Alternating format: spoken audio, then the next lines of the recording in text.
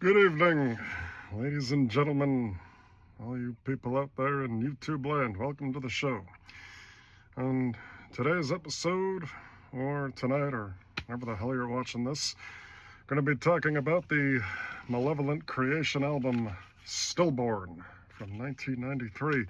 Folks, this album is criminally underrated. It often gets shit on for having a bad production, but once you get past the bad production, the songwriting on it is not half bad. Is it as good as Retribution? Maybe not, but I do think it's an underrated album. Let's get into the track list here. We have Dominated, Resurgency, The Way of All Flesh, and Dominion of Terror. Those songs alone are some of the best songs they've ever written, in my opinion.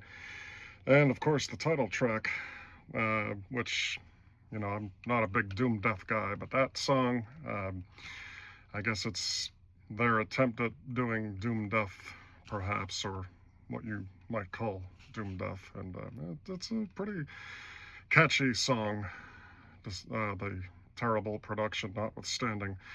The problem with this album was it was very staticky sounding, and the drums kind of sounded like typewriters. The whole band was not really into they weren't really feeling it in terms of the recording of this album, from what I gather. So the songwriting at times might have been unfocused, for lack of a better term, because there is some stuff on here that you know, felt like it could have been better, and it also, you know, did not have Scott Burns producing it the way that the first two albums had. The guy who produced this, he I think he also produced Atheist's Elements album, which that album came out sounding considerably better than this, but yeah, for some reason this album, as far as the production went, it just it was pretty bad.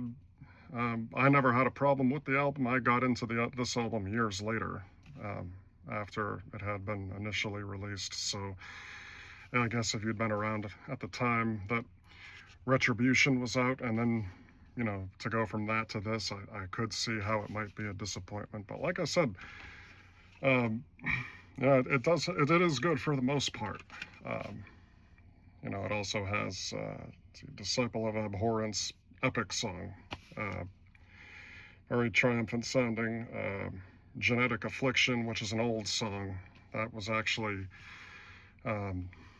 written and recorded during the Ten Commandments sessions initially. If you got the compilation album that they released in '96, the Joe Black album, the compilation rather, there's a version of that song on there recorded during the Ten Commandments sessions, which is a lot better, in my opinion, than this version. And yeah, I mean, I would say that you know, if you are into Retribution and Ten Commandments, and you really like the sound of those albums, this might be a step down, but it's by no means a bad album, and it's worth checking out. After this, they would be dropped from Roadrunner Records and would go on to sign with Pavement Music, and they released Eternal in 1995, which was a considerable improvement over this album. That album and this one both had John Rubin on guitar. He made his debut on this album, and this album kind of signifies where they would be headed on that album. I think that album is, you know, considerably better than this as far as the drumming was concerned. Although Alex Marquez is a pretty awesome drummer, nonetheless, Dave Colaros, his style is a little bit different. But yeah, anyway, yeah, check this album out if you've not heard it. It's very underrated, and I think it should get more attention than it does, personally. Anyways, talk to you later. Bye-bye.